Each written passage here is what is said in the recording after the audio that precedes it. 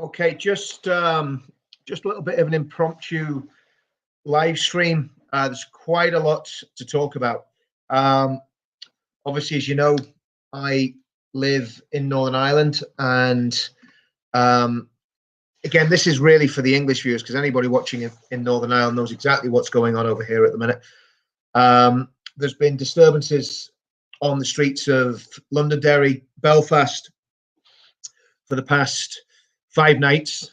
And really, I guess we could say about those disturbances are a reaction, an angry reaction against what's seen in loyalist areas as two-tier policing, and also against the EU annexation of Northern Ireland. I think the final straw came when last week the results of a Evening Clownworld, the results of an investigation by the Police Service of Northern Ireland and the PPS failed to charge any Sinn Féin members. Sinn Féin put 2,000 people at an IRA funeral last summer when everybody else was basically having to have about 6 people at their funeral. Sinn Féin put 2,000 people there. The police, the PSNI, it appears, were completely complicit, and the unionist parties over here have called for the PSNI chief constable to resign. But of course, it's just that's just one symptom of what's been going on with the PSNI for many years. And incidentally, I support the police. I've got friends that are in the police, both in England and in Northern Ireland, and I've always supported the police. When I first came to Northern Ireland as a soldier, my job was to protect the police. But back then, the RUC could not go out and patrol in Republican areas without 12 soldiers, heavily armed, patrolling with them. Same as with the Land Rovers, the police Land Rovers are always followed by an Army Land Rover with heavily armed soldiers in the Army Land Rover. So I am not an enemy of the police. However, what has happened in Northern Ireland and what is happening in England, this is why it's relevant to England. I'm going to get on to what's happening with Tommy at the minute. I don't know the full story. I haven't spoke to him, but I've seen a video that somebody sent me.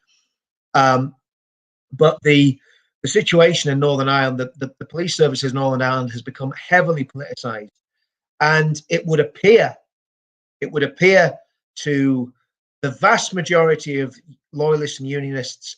We're not talking about the bobbies on the beat. At the highest level, when Sinn Féin go to the police and say jump, the PSNI say, how high do you want us to jump, sir? To people like Jerry Kelly.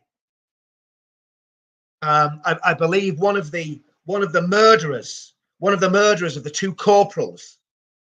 I haven't seen this myself. Again, I'm just hearing secondhand. One of the murderers of the 2 corporals in 1998, 2 soldiers who inadvertently drove into an IRA funeral, were dragged from their car. And again, any of you that are old enough watching this will remember 2 soldiers were dragged out of their car by a mob of Irish Republicans. They were beaten to within an inch of their lives, put into a black taxi, driven to a GAA ground, which is an Irish rules football ground, driven to a GAA ground and shot and murdered. And then their bodies were dumped naked on some waste ground in Andersonstown. Now, one of the men that was involved in that murder, I'm led to believe, was on a live feed with the PSNI chief constable and the historical inquiries team. Again, something that the Republican movement demanded. Investigate elderly soldiers who served their country in the 1970s when Northern Ireland was a war zone. Bad enough when I came here in the 1980s. In the 1970s, they were having pitched gun battles in the streets of Ardoyne, Ballymurphy, Lenadoon, Londonderry. The place was a war zone in the 70s. I remember one senior officer telling me that there was more bullets fired by the British Army in Ardoyne in 1972 than there was in the entire Battle of the Bulge in the Second World War. Now, whether that's true or not, I don't know, but if that's true, that's some statistic. So that puts the context.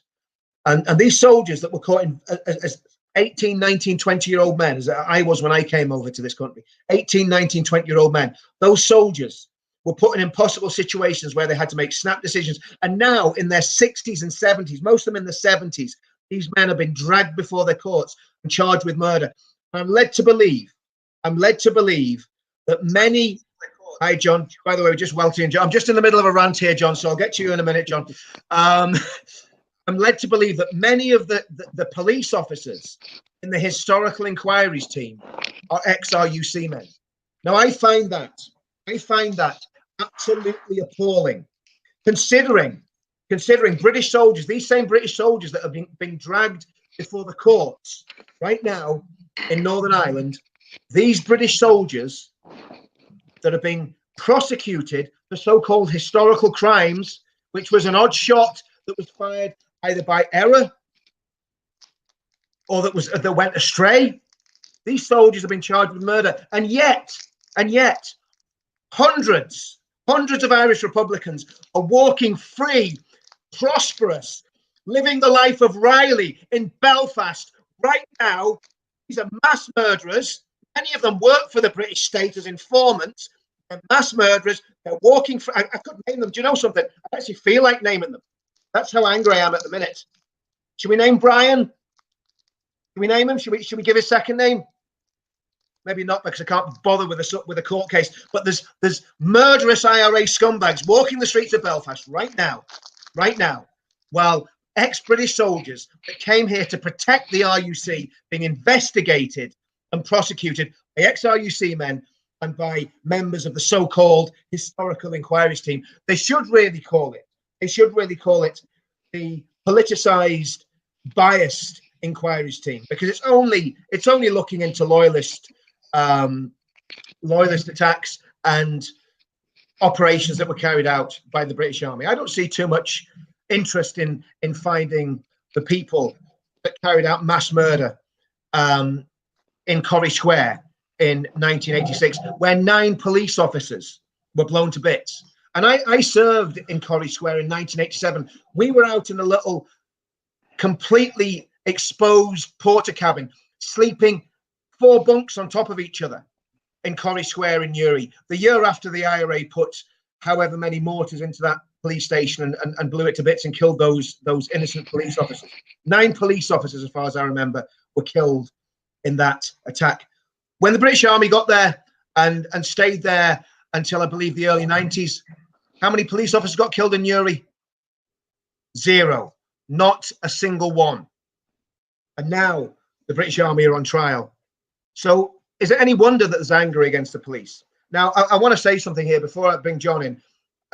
In no way do we condone rioting, burning people's vehicles, especially people who live in the areas, people destroying their own areas, and don't want to see young children getting involved in rioting, getting arrested, getting criminal records, because that's what our enemies want. Our enemies want our communities criminalized.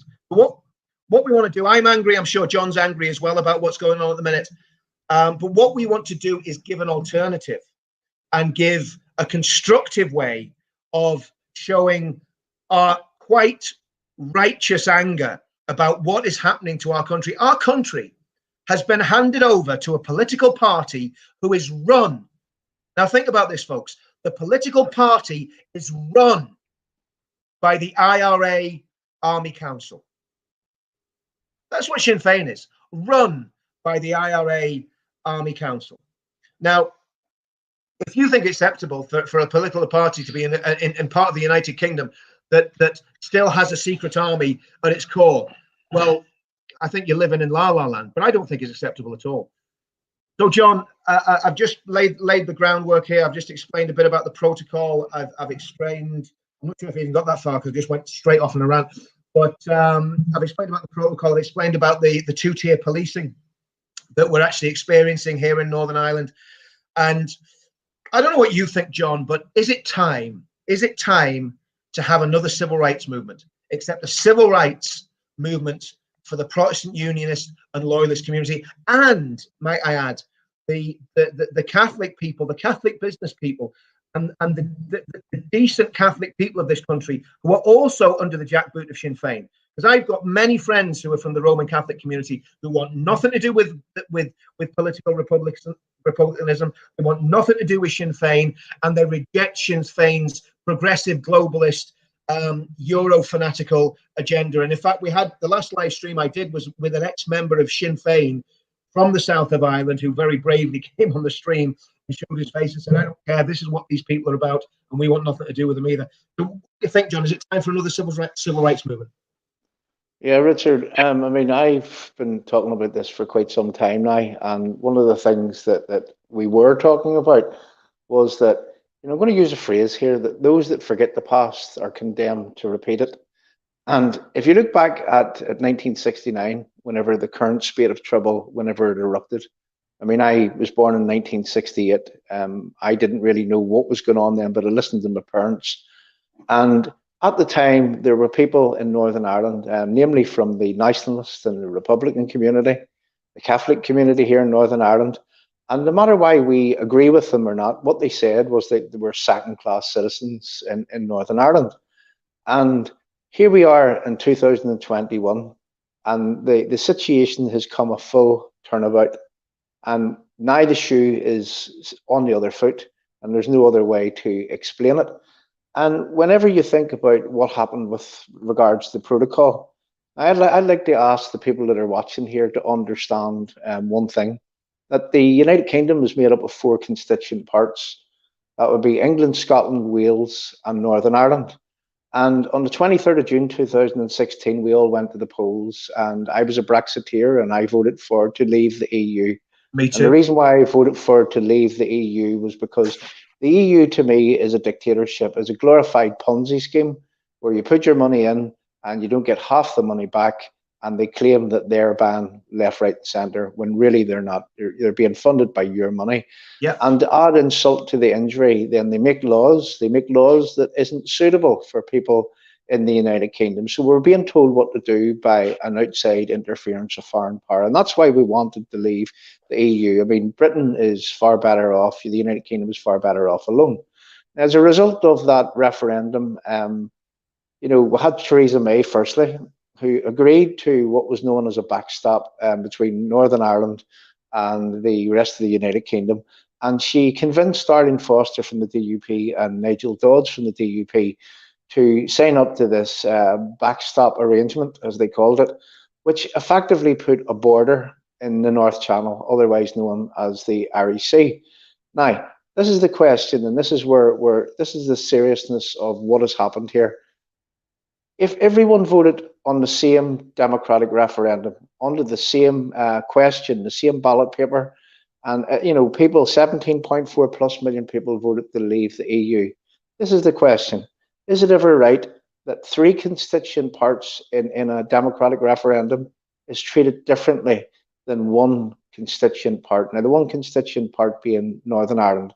So just to close on that, Richard, and you can sort of further what I'm saying, is that we find ourselves now in a situation in Northern Ireland where the people of Northern Ireland have been discriminated against, where they have had their democracy removed, where they haven't been afforded the same democratic right as people in England, Scotland, and Wales.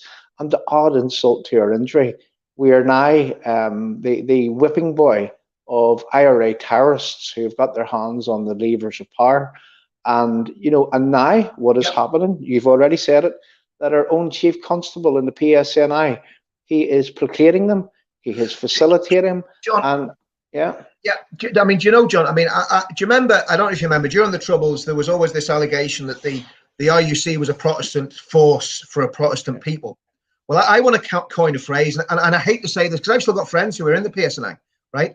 And they're good guys. They're fellas at ground level, street level. They're good guys, right? Yeah. Well, unfortunately, at the highest level, at the command level, and even I think the Police Federation leader alluded to this the other day, that the Police Federation members are sick of this political policing.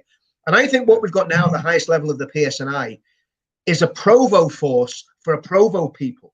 And that's outrageous.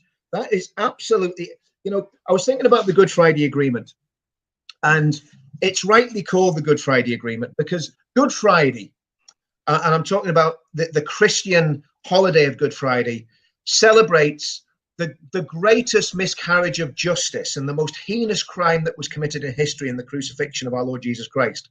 That was a horrendous thing to happen. And obviously we know that there's a bigger story there. However, our Good Friday Agreement was the crucifixion of the law-abiding good people of Northern Ireland, and a betrayal of every serviceman that served here, of every policeman that served here, every UDR man, every unionist that paid with his life, every nationalist that paid with his life at the hands of IRA, Sinn Féin, because we mustn't forget that members of the SDLP and nationalists who were not involved in the IRA were tortured and murdered by the same Republicans that killed Protestants. The IRA didn't discriminate. They were a good killing machine. They knew exactly how to kill people from all sides of the community. And one of the comments where David Sexton said there was terror on both sides, we're not disputing that there was terror on both sides, and we're not condoning any violence by anybody. I think what we can say, though, is that none of the unionist political parties at their core have paramilitary organizations, army councils with them. That is just not happening at the minute. So from the point of view of, I've lost John, I don't know what's happened to him, but no doubt he'll come back soon. The reality is that Northern Ireland has been completely compromised by what is called the Good Friday Agreement. I'm just going to add John back in here. John, you're in and out like a yo-yo at the minute. Press the wrong button.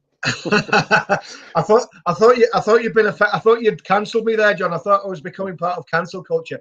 But Richard, I was just saying, John, David Sexton had just said that there was terror on both sides. And I agreed with that. There was terror on both sides. But the point is that the IRA has its own political party, the heart of government, pulling the strings and basically getting favourable treatment over the unionist community. And that's why there's been this explosion of anger in the unionist community. I'm not speaking for John, but personally, and I put out a blog piece yesterday talking about this. We've got to find more constructive ways of dealing with this than setting fire to cars and throwing petrol bombs at the police. I'm angry with the PSNI. I'm very angry at the leadership of the PSNI. But I wouldn't encourage my children or my grandchildren to go out and start burning things and rioting, not because I'm not angry but because it gets the people that go and do the rioting into a whole lot of trouble, gets them criminal records, and it might even get someone killed if things go very, very badly wrong. And also, the policemen on the ground, it's not really their fault. It's the higher ups that are the problem, not the bobbies on the beat who probably come from our communities anyway and are our friends and neighbours. So for me, let's try and channel that anger. Let's talk tonight about how we can actually channel that anger and do something constructive, because I think we had this when there was when we started Veterans Against Terrorism in England, and obviously the football lads were marching with us as well. There was a lot of people talking about getting violent and doing crazy stuff. And I said to them, I says, listen, we've just come out of 30 years of conflict in Northern Ireland. We don't want to go back to that. And there is a better way, and there's a smarter way of doing things. So let's try and tease some ideas out here, John, of the better way of doing it. What's the better way to show our anger against the authorities for what they've done, rather than have people on the streets causing. Well, look, I mean, the reality is, I understand the anger. I'm not belittling that anger. But what I'm saying is, there's a better way than getting our kids locked up and getting them criminal records. Yeah, most definitely. And on the live streams that we've been doing over the number of weeks there since the start of the year, there is a meaningful proactive protest that can be made, but unfortunately it's not the people that can make that meaningful proactive protest. It has to be done at the DUP party political machine level. And the reason why I stress here the DUP and no other party is the DUP are the only party with the numbers to actually do this. And this is twofold, Richard. This is twofold in that we've been separated from the United Kingdom in a totally illegally way, and where we're discriminated against as people. So our politicians need to make that meaningful, proactive protest on our behalf, because we elected them into power to serve and protect us. And right now, they're only serving and protecting themselves. So there's number one. And then the second fold of this is the PSNI. and how that it is that we've been shown in the last number of weeks just how corrupt this police force has become. I mean, they've totally lost the run of themselves in a way that they are, they're unrepentant for doing what it is that they're doing. And I did hear you starting there, I know I came in late, and just to tell the people a few of the things that we've been following in the past few weeks is that there was a chain of events which led up to. Now, these are COVID times. These are where everybody has restrictions and no one's allowed to, do this, that, or the other. And in these COVID times, when people weren't allowed to go to funerals here in Northern Ireland, there was a funeral on the streets of West Belfast, and there was 2,000 people that arrived in at that funeral. Now, it later transpired that the PSNI, they had conspired with the terrorists in times of COVID to break the COVID regulations. And this has come out and this is clear for everyone to see. And the chain of events was that there was a what you call a PSNI gold commander, and he was liaison with a guy called Jerry Kelly. Now, Jerry Kelly is a murderer. Jerry Kelly is an unrepentant murderer. Jerry Kelly is the type of man that shot a prison officer in the head in the Maze prison, amongst many other murders. And he's totally unrepentant for what it is that he has done, and he has never ever, he continuously adds insult to the injury of his victims on a daily, on a weekly basis. This is how it goes. Now, right now, we have a situation in Northern Ireland with the chief constable of the PSNI, where he is conspiring with these people to permit 2,000 people in times of lockdown onto the streets of West Belfast, and it was the biggest show of terrorist show of strength that we have seen in many, many years. And to add, now you won't believe this when I tell you, people, but this is what happened, is that the funeral organizers, they wrote a plan of what it was that they were going to do. And they says to the PSNI, we'll do the security, you stay back. So they stayed back, and who was at the head of the security was people like Sean Kelly, the Shankill bomber, who murdered 9 innocent men, women, and children on the Shankill bomb. And the police have actually stepped aside and allowed for these terrorists to glorify another terrorist who was being buried. And into the bargain, what they did was they broke all the COVID guidelines that the Northern Ireland government had made. And the police constable said, and this is very serious. He said, well, if we had went in to break up the wake, there was 400 people at the wake, there would have been widespread violence. If we had went in to disrupt or not let them have their funeral, people could have lost their lives. That's what he said. Yep. So they're policing on the basis of that they're facilitating people who are threatening violence, Richard. Totally, John. And also, John, I mean, there was, again, just a pure example of two-tier policing. Now, again, I'm not privy to exactly what happened in Sandy Row on Good Friday. Yeah. But from what I saw, and I saw quite a lot of footage, different people sent me quite a lot of footage. And what it seemed to me, initially, it was a peaceful protest by some young people who blocked the road at Shaftesbury Square. Now, that yes, they drink on them, they were boisterous, but to me, it seemed a peaceful protest. Now, very simply, what the police could have done is could have backed off and let that protest dissipate, and just once the people had left, they could have reopened the road and closed some side streets off. That would have been a normal policing response, right? What I saw was young people having Land Rovers with sirens blaring, 4 abreast, driving down the road, flashing lights, blue lights on them, flashing lights, armored Land Rovers driving at children. Now, that's what I saw, John. I'm not saying that that's all that happened because I wasn't there. I don't know. But that's the footage I saw, right? And then I also saw the picture of a wee girl, probably no older than 14, 15, laid out on the ground next to a Land Rover. I don't know what happened to her. I don't know if she was hit by a policeman. I don't know if she was hit by a Land Rover. I don't know if whether she was hit by a brick. She was lying on the streets, seemingly unconscious, right? Now, let's rewind to last week in the so-called Holy Lands. Thugs, drunken thugs on the streets, chanting IRA songs, a provocative sectarian chant, nothing to do with a peaceful protest about policing, chanting sectarian songs about the IRA, an organization that murdered over 2,000 people in this country. So are you telling me that there's not two-tier policing here, that we're not seeing a double standard where Irish Republican supporters and IRA supporters are allowed to do one thing, and loyalists. And I like to say, all I'm going on is the footage I saw. So it's not scientific, it's anecdotal what I'm saying here. But what it seems to me is the police went, you know what, we're gonna shove it up the prods, and they went for them. And then of course there was a huge backlash, and very sadly police officers got injured, and there was a lot of trouble in Sandy Row. I don't know what happened in Newton Abbey last night, but again, what happens once this genie is out of the bottle, as you and I both know, John, it's very difficult to put it back in again.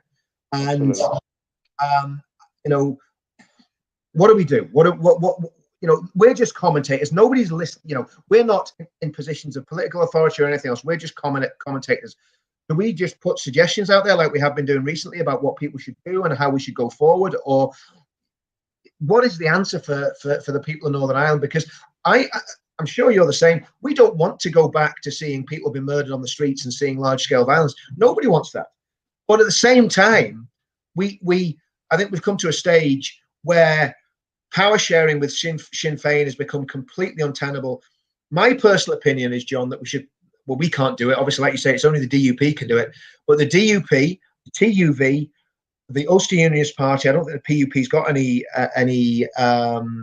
people in Stormont, but should not just disengage from the policing bodies. They should walk away from the policing bodies.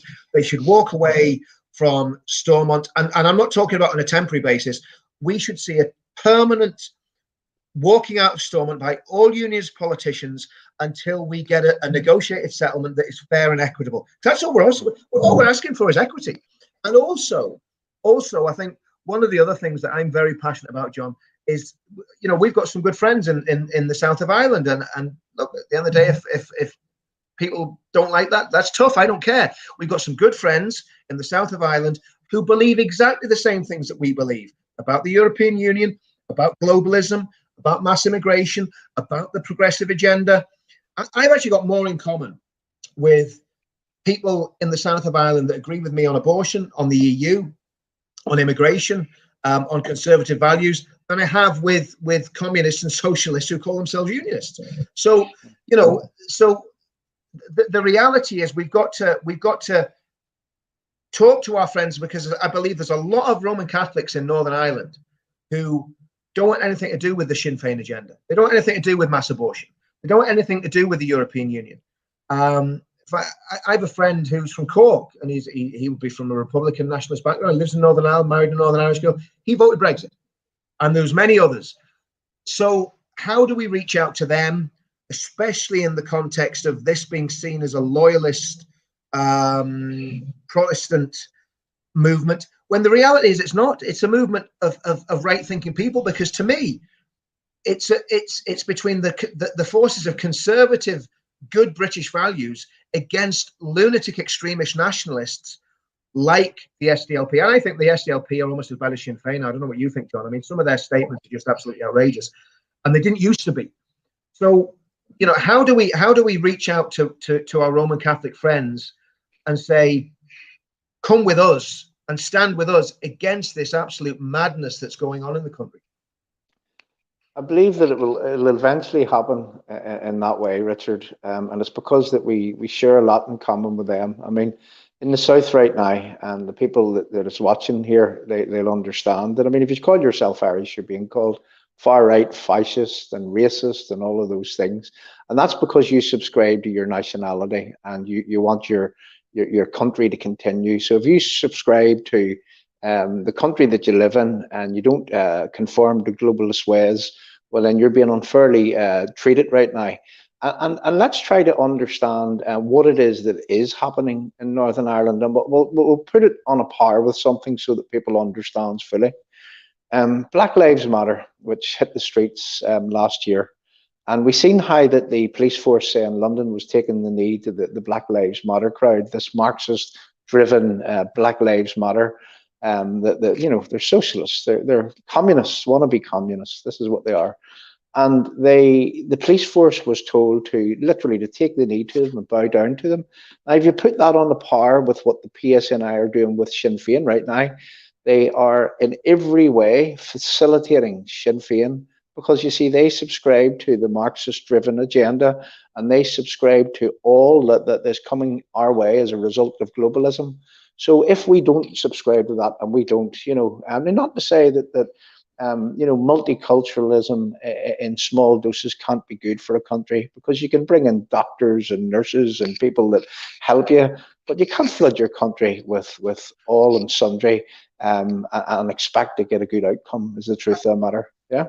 Yeah, absolutely, John. And from what I'm gathering, again, the very brave Irish nationalists in the South who are standing against the European Union, this is what this is about. This is what people have got to understand.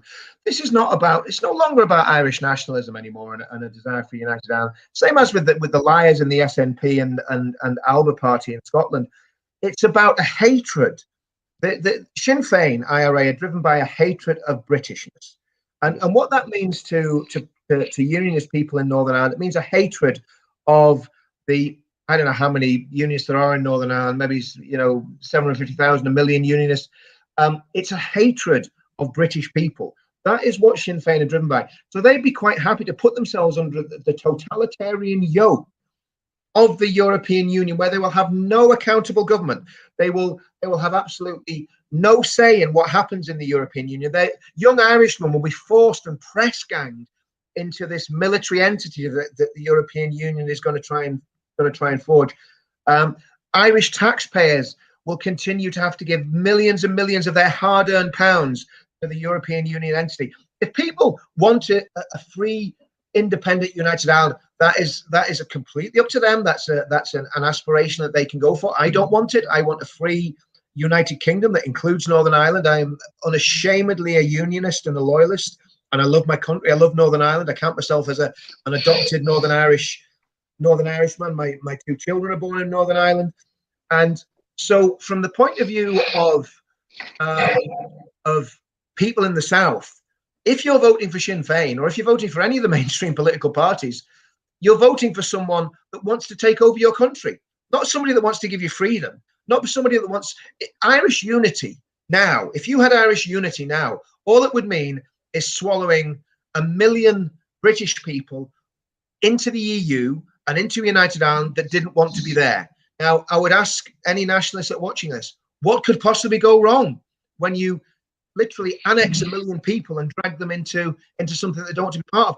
And actually, it's not a question of that might happen. That has happened. We have been annexed by, this is what people have got to understand. It's happened. We have been annexed by the European Union. So to all intents and purposes, we're in a de facto United Ireland anyway. It's happened without a vote, without a referendum. It is a shameful betrayal of all the people of Northern Ireland, whether Protestant or Catholic, all the Catholics that voted Brexit, all the Protestants that voted Brexit. And it's also a shameful betrayal of democracy. And one of the things I'd like to see, John, and again, people will think I'm completely mad, but I would like to see at least 1,000 flag-waving loyalists marching from Stormont behind a banner saying "Democracy Now" to Dublin, to Dáil Éireann in Dublin. I would like to see that. And if I mean, again, I have no power and no responsibility. If anyone that has influence in the loyalist community wants to take that and run with it, I would quite gladly give up a week of my time to march to Dublin.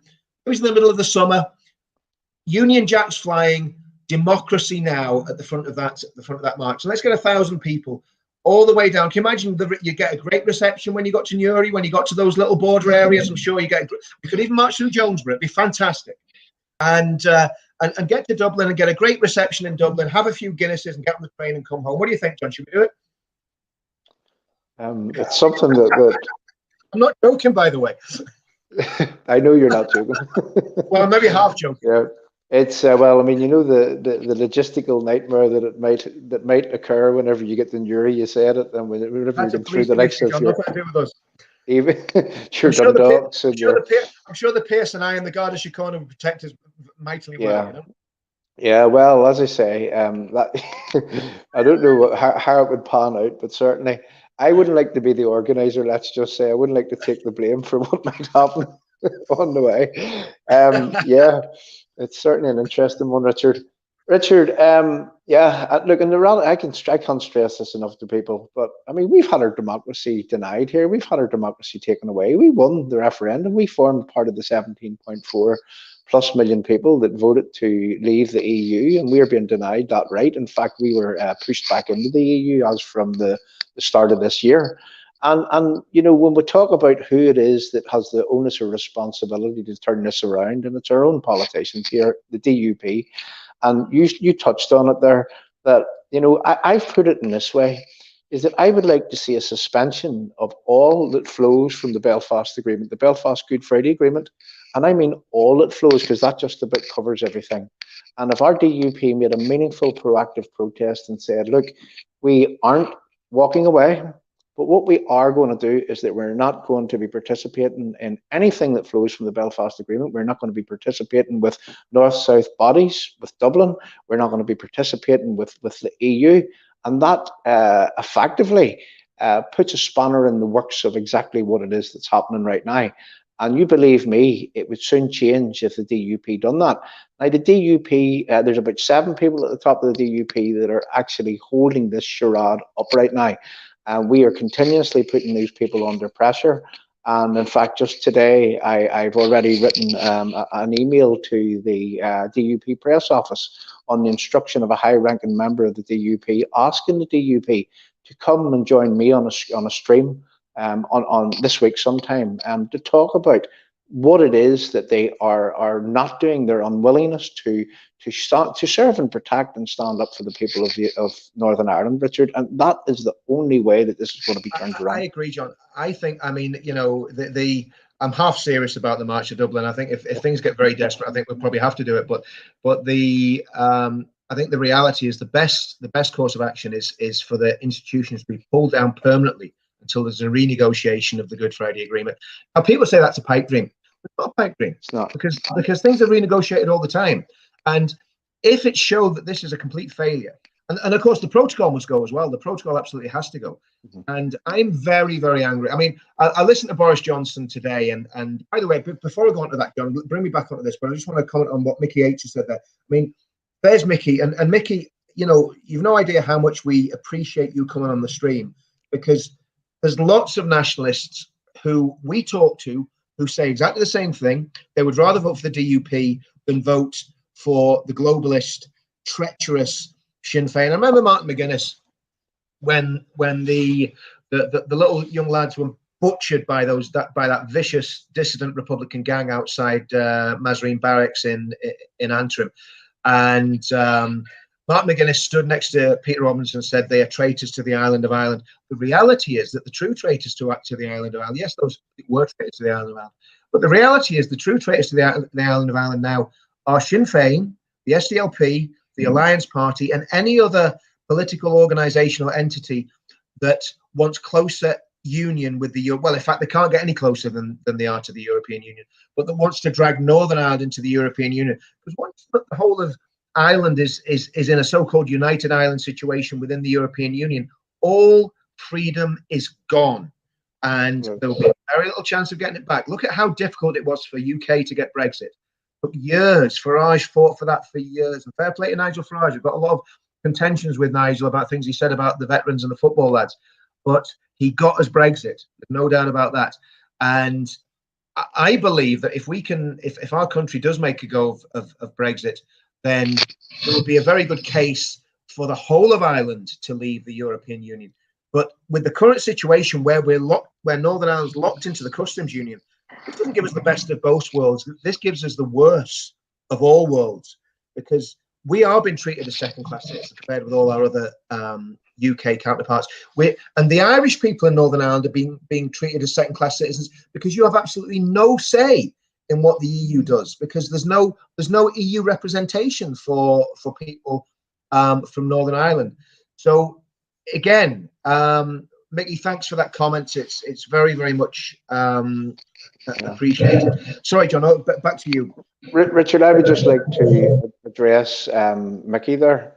And Mickey, for quite some years now, I've been involved in an outreach to people in the nationalist community in the Southern Ireland.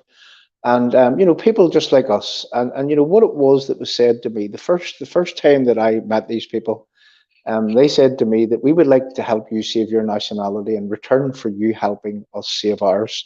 And those people, believed that if we were to break this, they says that Northern Ireland are the people. It is your community, they says, that may end up saving our community or giving us something to build off.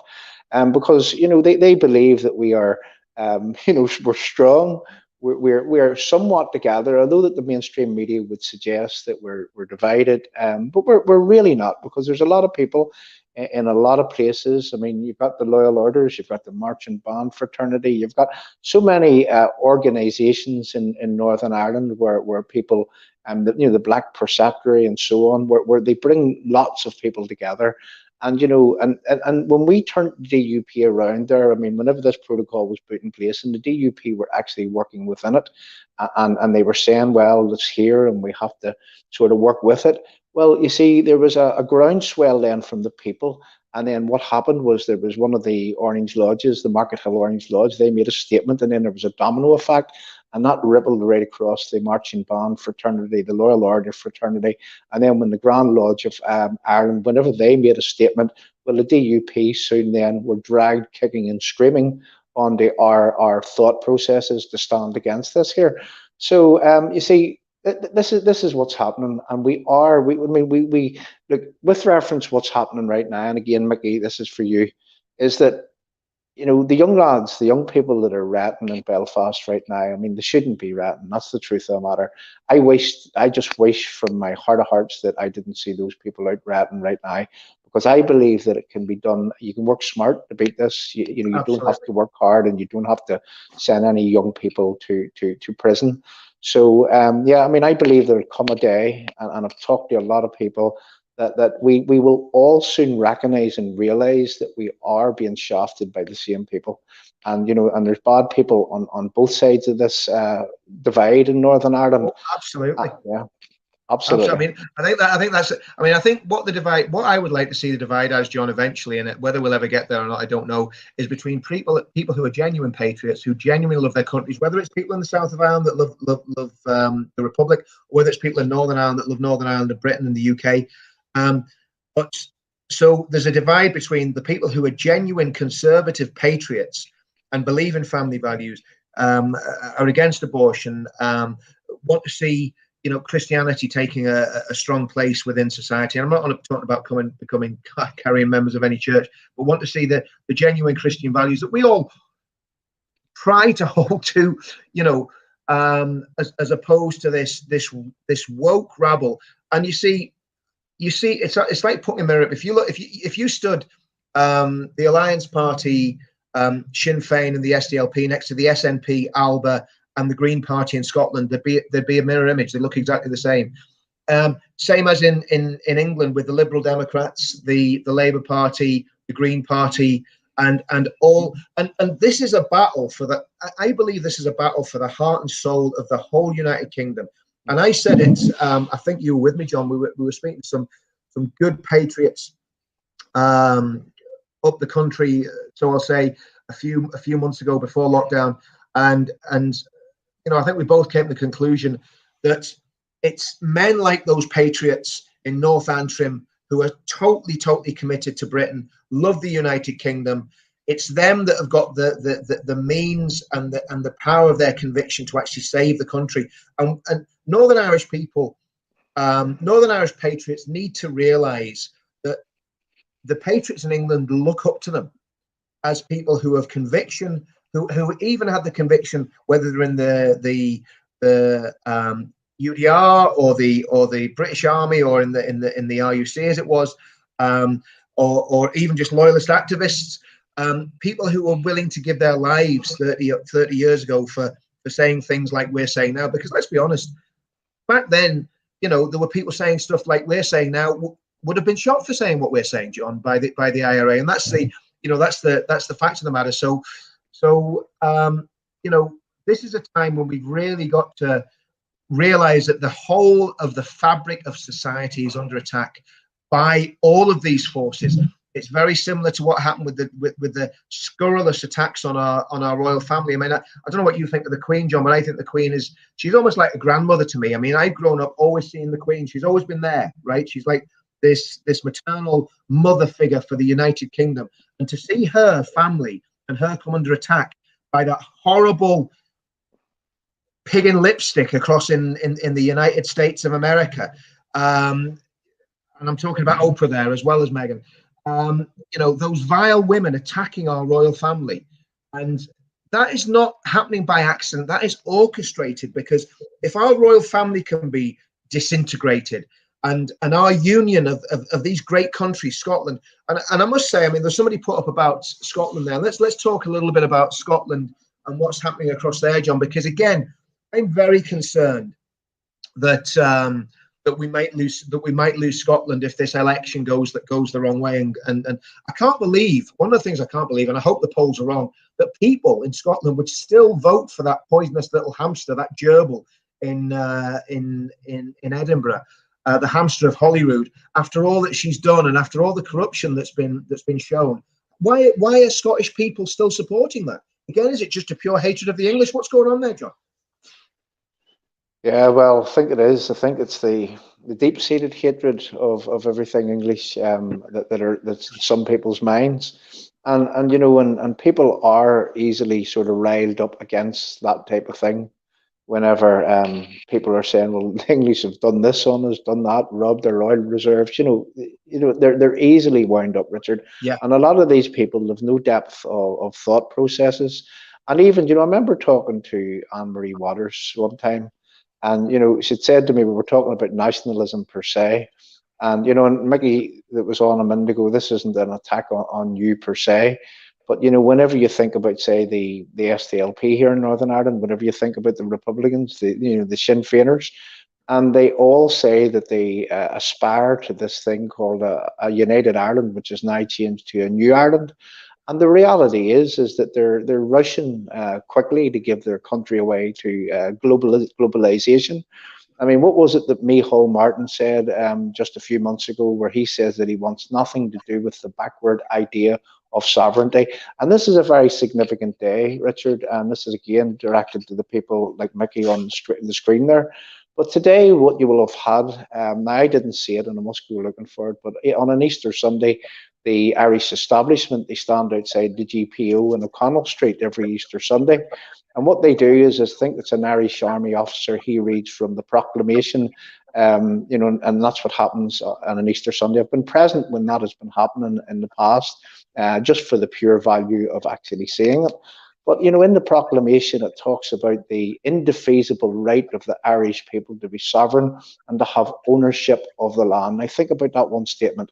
The word indefeasible, it means that it cannot be changed. It's not subject to change. There's nobody that has the power to change it. And here we have, right now in 2021, a current Taoiseach of the Irish Republic who says that he wants nothing to do with the proclamation, because he says that he wants nothing to do with the backward idea of sovereignty. And when we look at Sinn Féin and everyone that surrounds the current Irish establishment, your Mary Lou McDonalds and whatnot, I mean, they're all rushing to get their feet onto this globalist table, and they're selling everyone out, Richard. And that's how it's happening. Yeah. Absolutely agree with that, John. And to me, since Brexit, they tried to stop Brexit. Obviously, they couldn't stop Brexit, because I think there would have been.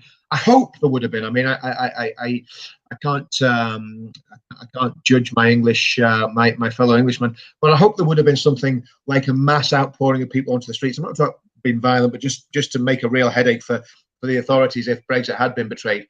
But we got Brexit after a fashion. But what we've got is a completely substandard Brexit, because if we lose Scotland because of the lies that Nicola Sturgeon told, and somebody just, Miss Sussex talked about Alliance for Unity, and I think that's the George Galloway thing. Now, I have massive issues with George Galloway about Northern Ireland. He is no friend of unionist people in Northern Ireland. However, credit where credit's due. When it comes to Scotland, I would stand shoulder to shoulder with George Galloway, because he's a unionist in terms of Scotland. He comes to Northern Ireland, he gets a good boot up the arse because he's treacherous to Northern Ireland. But in terms of of keeping Scotland in part in Great Britain. He is a patriot. He's a Scottish British patriot, and he's fighting a battle very much on his own.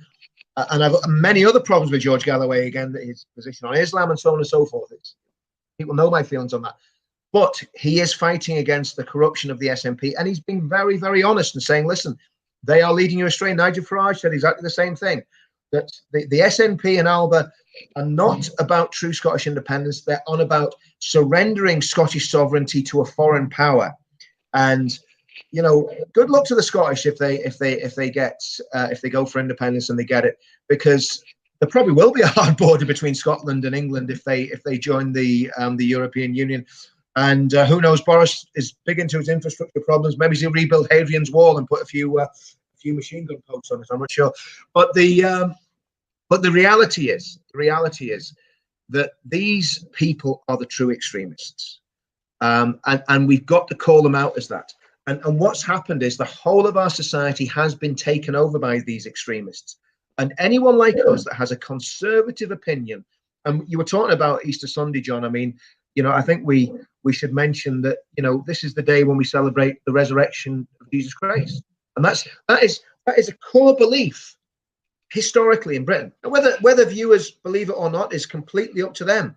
But that is what Easter Sunday is about. It's about Jesus Christ, the man who is God, rising from the dead, and all that means for the whole of history and how that changed history.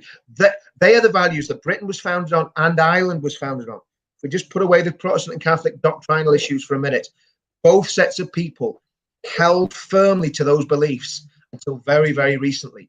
And I don't know about you, John. One of the things that's worried me for many years has been the way, and I'm going to blame the churches here, the way the churches in Northern Ireland have literally abandoned working class Protestant loyalist people. They became very sniffy about the time of the Good Friday Agreement. They were all campaigning for the Good Friday Agreement. And sadly, I mean, I don't know how you voted, John. I voted for it. I was hoodwinked. The liar Tony Blair conned me, and I voted for it. And ever since then, that was one of the reasons I started getting involved in more and more in politics and more in commenting on politics, when I realised what a con trick had been put on the people of Northern Ireland, and we'd literally been sold a pup by the UUP, Tony Blair and his henchmen. But at the time, I think we were all war weary, and we all wanted peace and we all wanted prosperity for our country. But I think the way that the churches have abandoned the loyalist people and almost look down on them with disdain is disgusting. And there are some good churches working in those areas, but to me, the mainstream Protestant churches in Northern Ireland could do very well to actually reach out to those communities and try and help them, and help them with the gospel, but also help them in practical terms and help them with education and lots of other things. What do you think, John? Yeah, it's very interesting that you go down that line and you mentioned about the churches. In 2 weeks' time, on a Wednesday evening, I have a man on our channel, and he's just written a book. He comes from the Sandhurst Military, Sandhurst Military College, whatever it is, and he wrote a book called The Agents of Influence. And when I think about the churches, and even not just here, but in Scotland and England, even in Ireland, this is the way it is that these people in community leadership, so to speak, they've totally, I'm going to say that they're traitorous. That's what they are, because they have bought into the line of globalization, and what and even though that they can see the flaws, just straight in front of them, they go into the convincing mode and they try to convince people that it's good for them. Snake oil salespeople is what I would actually say, Richard.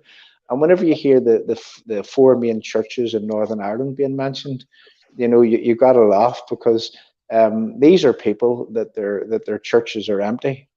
They're empty for a reason. Yeah. Even the mice is lonely in the corner. This is the way that it is. Yeah. Yeah. I mean, it is, John. And I mean, I think if there was, if there was hope given to, I think there's a lot of hopelessness amongst unionists, and I think that's a shame, because I think we have a fantastic message. The United Kingdom is a great country, despite all the problems that we've got with the left and with the treacherous elite and with the establishment. The people of the United Kingdom, the British people, and the people of all the British Isles, and I count Ireland in that, because Ireland's part of the British Isles. I'm not saying they're British, of course, but we are kith and kin. At the end of the day, and I'm not denigrating anybody that's come here from foreign fields at all. This is not what it's about. But the indigenous British people, whether they're Irish, Scottish, Welsh, English, from the Isle of Man, we are kith and kin. We're related by blood, and that's a precious thing. And I would like to see stronger ties between all the people of the British Isles, and also, of course, our friends that have come in from abroad. I have no problem, and I've said this on many streams, I have no problem with people coming in from Africa if they integrate with our society, follow our religions and our customs, and obviously they have their own customs as well. That's absolutely fine. But as long as they become part of our society, what I do have a problem with, like what's happened in Batley, and again, I want to talk a bit about Batley and what's happened there. And I don't know if you've been following it much, John, but basically a school teacher, again, a lot of the people in England have been on this the whole time.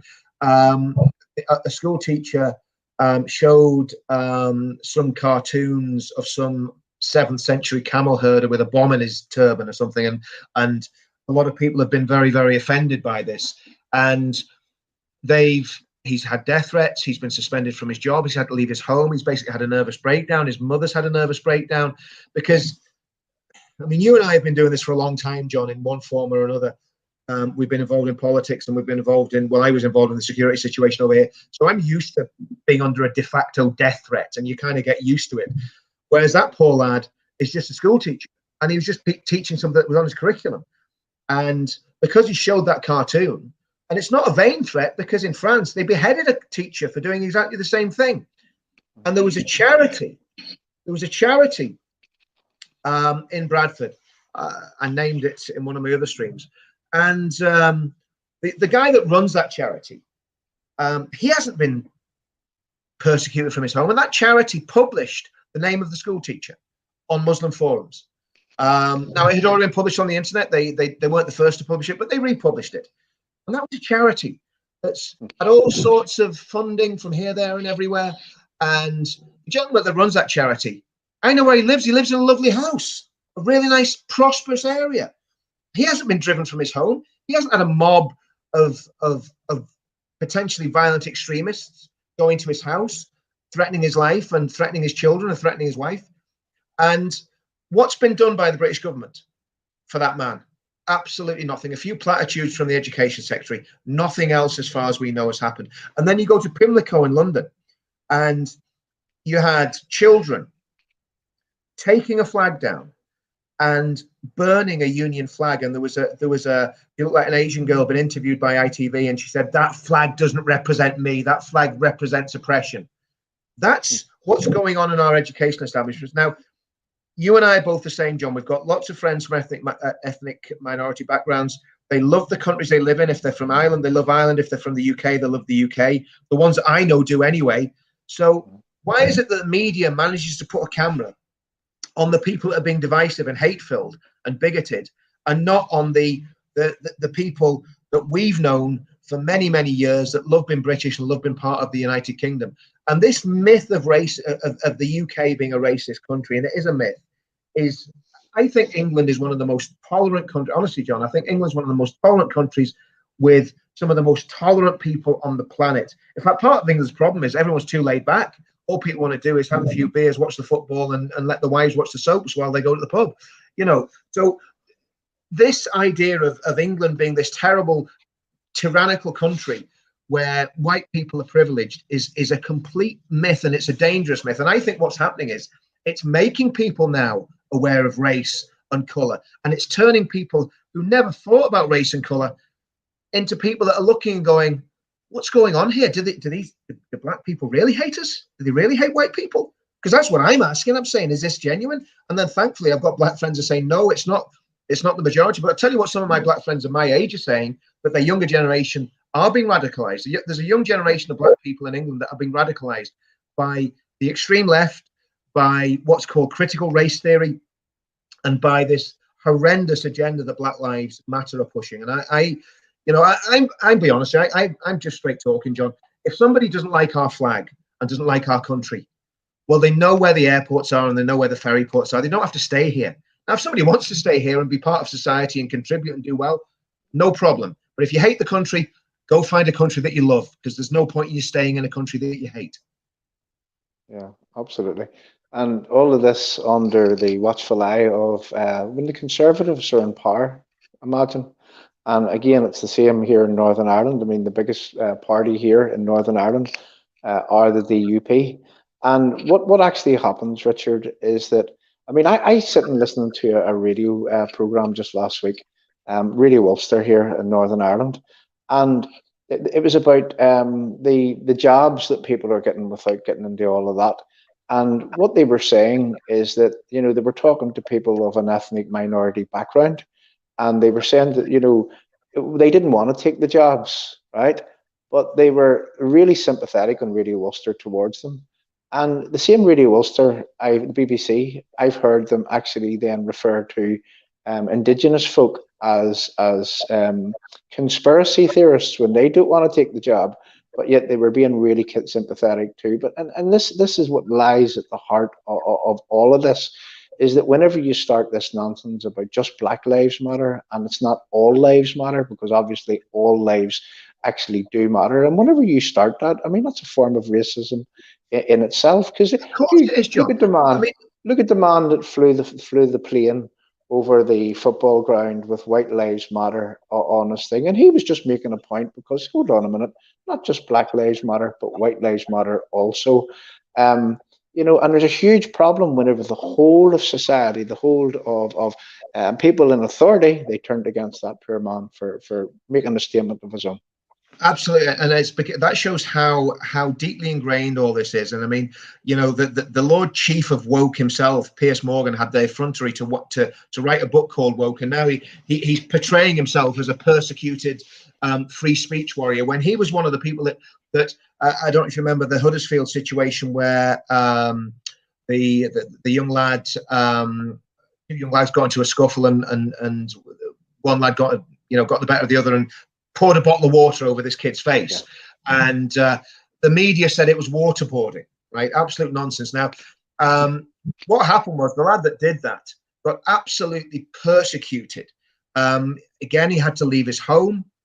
His life was basically destroyed. Tommy came in and actually rescued the lad and looked after him. I mean, I don't want to say too much, so I don't know how much is out there in the public domain, but Tommy did a lot for that family and for the lad, and basically probably saved his life, because, you know, a young lad at that age that's being absolutely demonized. And Piers Morgan on the television demonized that young boy, a child, demonized him.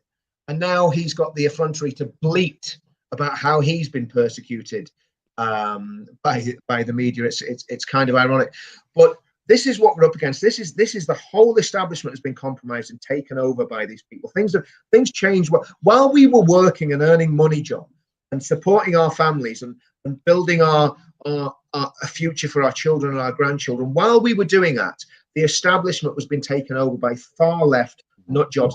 And boy, do we need a reset. I mean, people talk about a reset. Yes, we do need a reset. We need to boot all these woke lunatics out and get some decent people in. I was thinking about the schools. I mean, the education system's totally compromised. I think we should find any teachers that are teaching left-wing ideology, sack them, and put ex-military veterans in their place and train military veterans to be school teachers. Because I can tell you something, you'd see the education system in the UK improve rapidly, and I think discipline would would start not being a problem too much in the schooling system in the UK. There was somebody put something up there. Oh yeah, I just want to talk about Tommy briefly here. John, Tommy Robinson put a video out there. I haven't got the full story yet, but he's been brought to a police station. He did an interview with a guy called Steve Wraith up in Newcastle. I haven't watched it all. I watched a bit of it the other day. But he did an interview with this guy called Steve Wraith, and he is extremely careful when he does interviews about not saying anything that can be portrayed as racist or Islamophobic or as hate-filled. Well, I mean, he's not anyway, but he's very careful what he says. He's an intelligent guy. He knows what to do. And the police have searched his mother's house. So I don't know whether they kicked the door in or what they did, but they searched his mother's house. His mother's a woman, probably in her late 50s, maybe early 60s. They searched his ex-wife's house, and he's basically, as far as I know, on the run. They're looking for him, and all because he gave an interview. Now, what sort of a totalitarian state are we coming into? I don't know if you saw the footage the other day where a police officer had the audacity to march into a Polish Catholic church in London while they were, what do they call it, doing that when they're doing the mass? I'm not very good with Catholic terminology, but in the middle of a mass, walked up into the altar and started speaking from the priest's microphone, telling the people that if they didn't disperse, they'll be fined or arrested on Good Friday in England. What is going on with the policing and judicial system in the United Kingdom? And the other thing, I mean, I don't know if you know much about this. I mean, there's this new bill about demonstrating, and it's nothing to do with COVID. It's basically trying to stop people doing noisy demonstrations and disruptive demonstrations. And I mean, it's the left that are really taking this up and are running with it, with the Kill the Bill protest. Again, we totally condemn the violence that they did against the police in Bristol and in London yesterday. But the sentiment, and this is where, you know, when someone's in the right, whether they're left or right, I'll stand up and say, no, that's actually the right sentiment. The sentiment to stop this bill going through that is going to restrict the right of people. This is a Conservative government doing this. Going to restrict the right of people to freely protest in the capital city is absolutely scandalous. I can't believe that the Conservative Party and this is what's her name, Priti Patel, are actually putting this on the statute book. It's totally totalitarian, it's totally authoritarian, and it's a double-edged sword because it can be used against any side. It could be used against Conservatives if they suddenly decided they want to have a protest against the Labour Party. So I mean, what, you know, I keep asking the question because I don't just like putting problems out there. What do we do, John? What do we actually do? We know what the DUP do. What do we do as private citizens? There's a huge battle going on in Northern Ireland right now, as you know, and it's over us being second-class citizens and being discriminated against. We're probably in a better position here in Northern Ireland to try to turn things around. And I think that if we do it, we will be doing this for and on behalf of people right throughout the United Kingdom, whether you be in England, Scotland, or Wales. And we are on the cusp of, we've dragged our DUP, and I say this quite clearly because people knows that this is the case, but we've dragged them kicking and screaming to a point from they were completely diametrically opposed to what it was that we needed them to do, to a point whereby that they're probably sitting at about 85% in our favour right now. And we haven't got that far to go, Richard. And what we need, as I say, we'll go back to this, is that we need this DUP to make this meaningful, proactive protest, to say that enough is enough, to draw a line, and to say that we won't be participating in this unfairness until our electorate are now treated as first-class citizens again.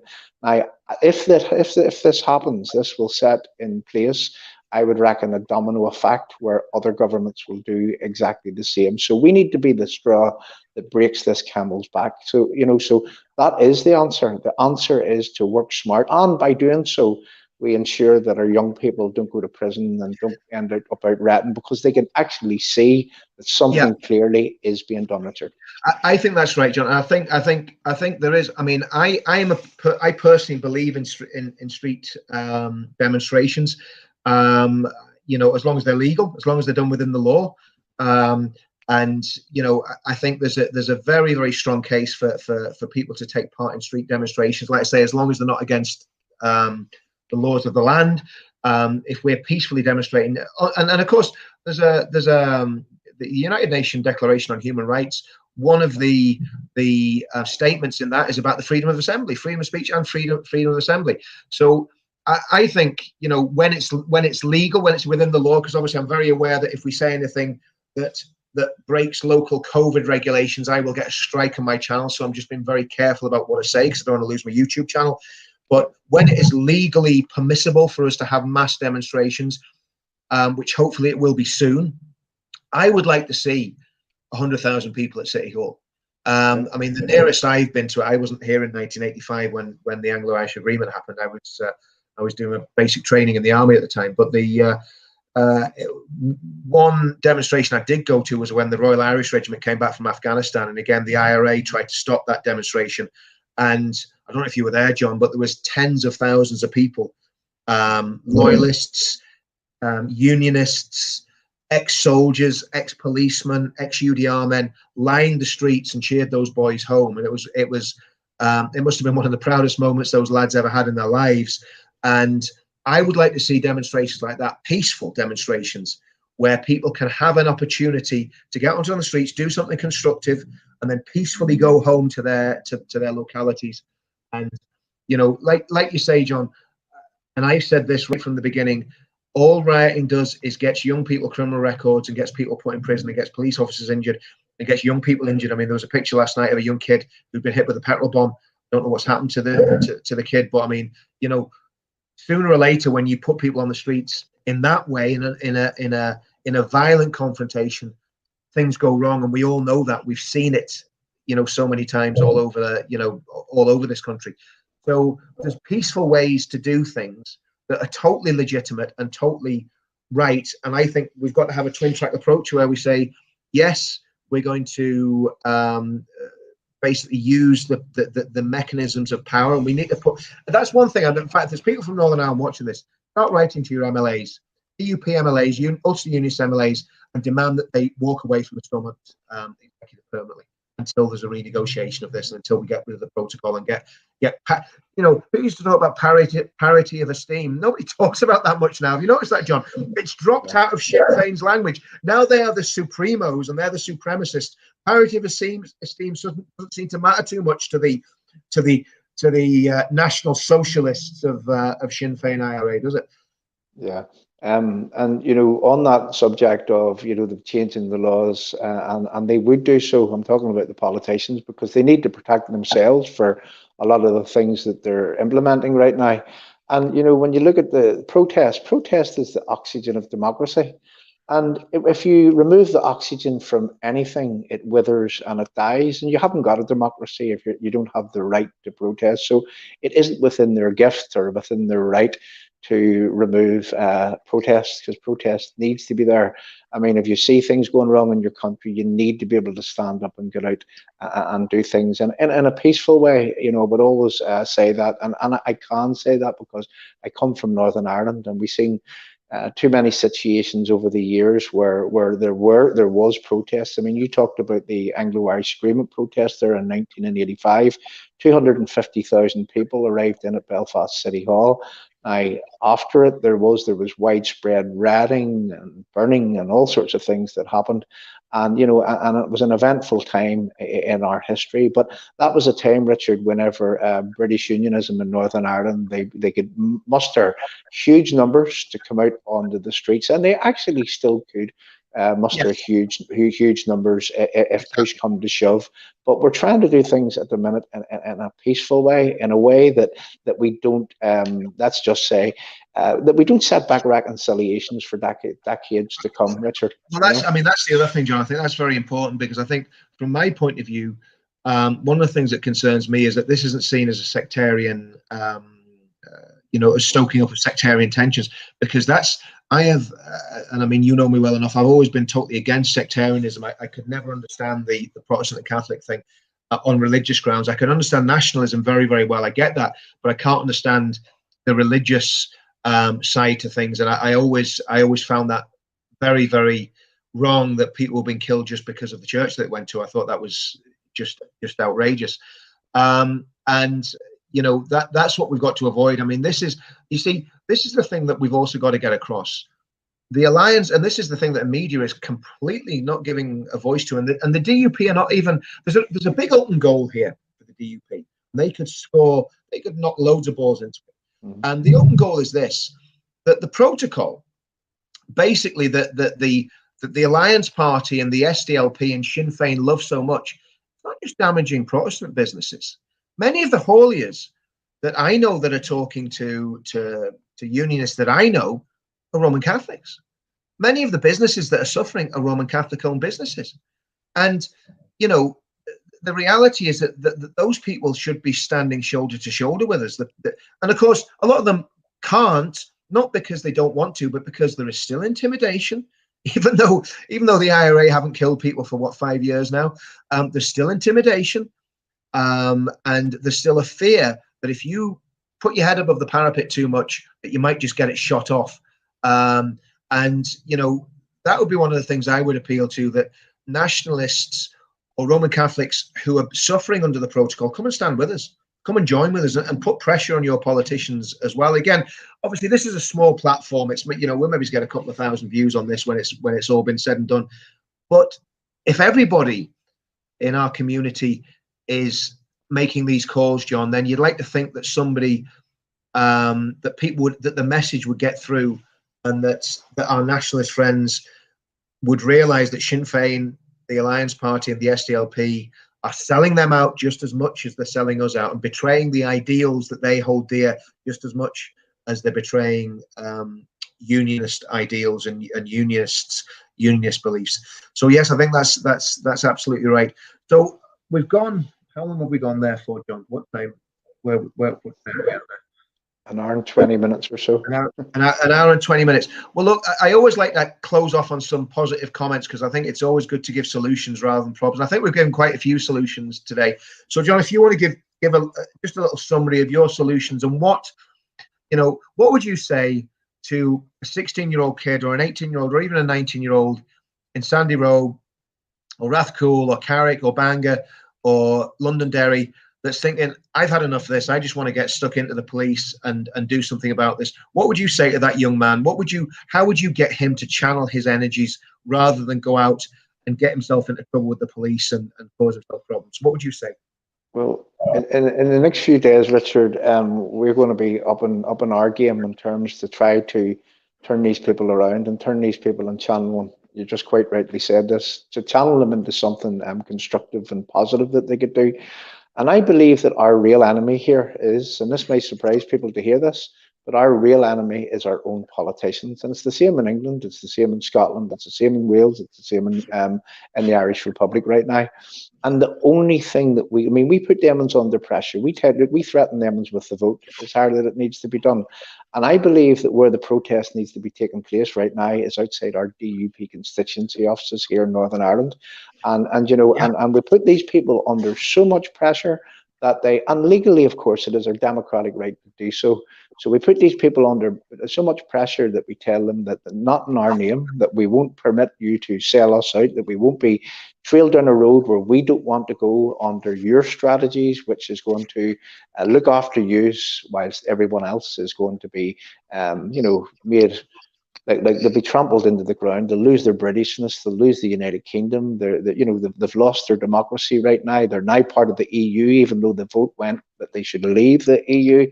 So our main, again, I would like to try to talk to them young people, and we will do, is to try to turn them around and say, look, listen, put a brick in your hand, put a petrol bomb in your hand, you'll go to jail, you'll go to prison for that.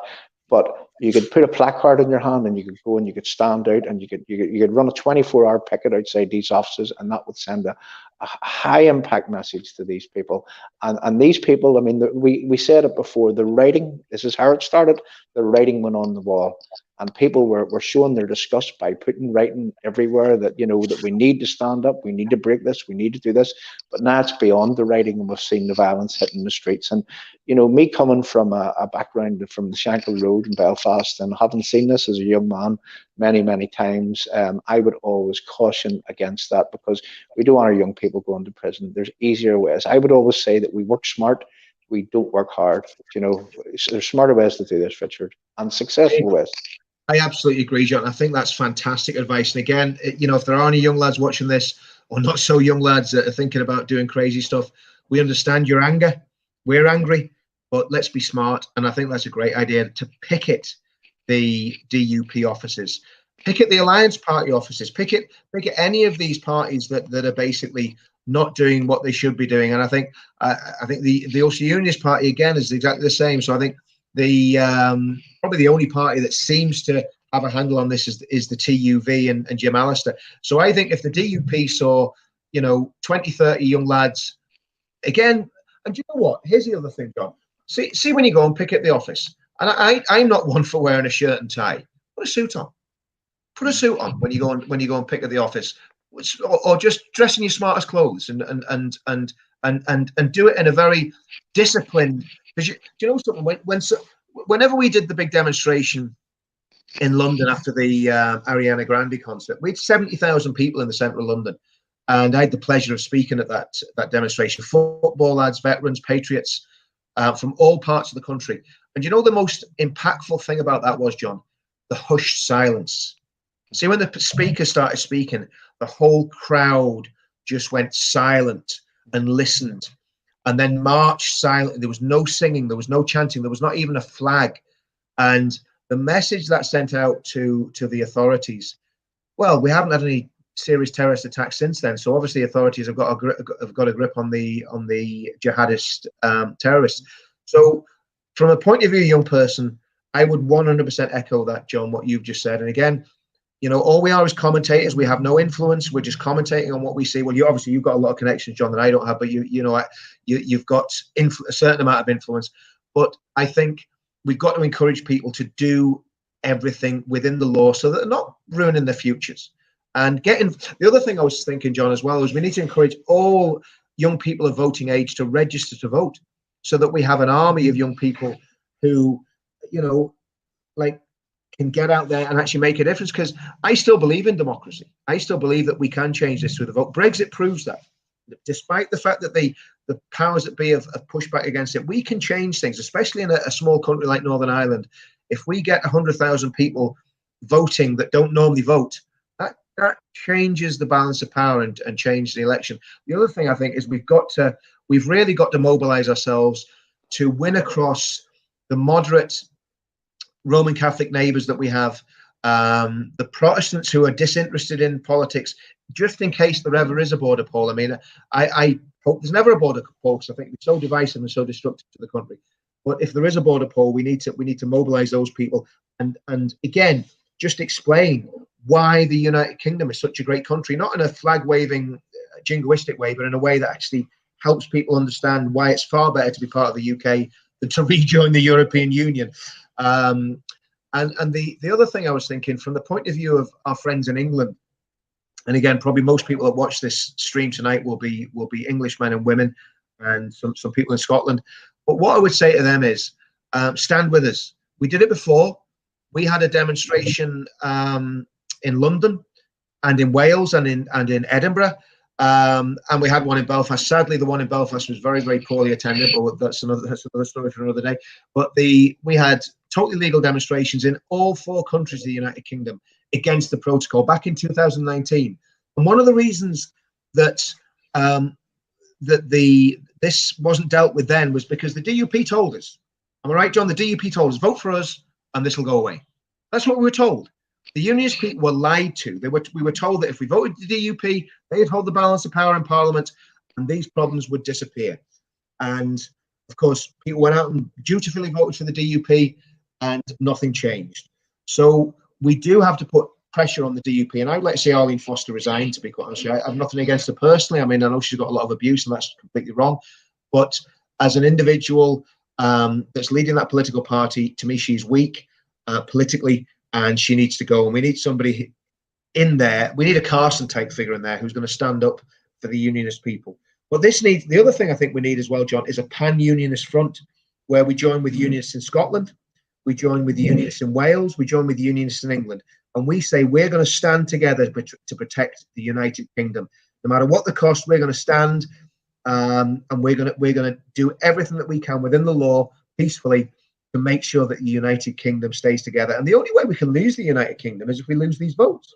Lose these votes, we've got a good chance of losing. So we need to be, like you say, John, we need to get a lot smarter. And young people that are watching this, take John's advice, a man who's been through it. And I've been through the troubles as a soldier. And I don't want to see my son or my grandson have to go through what we went through in terms of what we saw and what we heard and what we had done to us by bestial terrorists.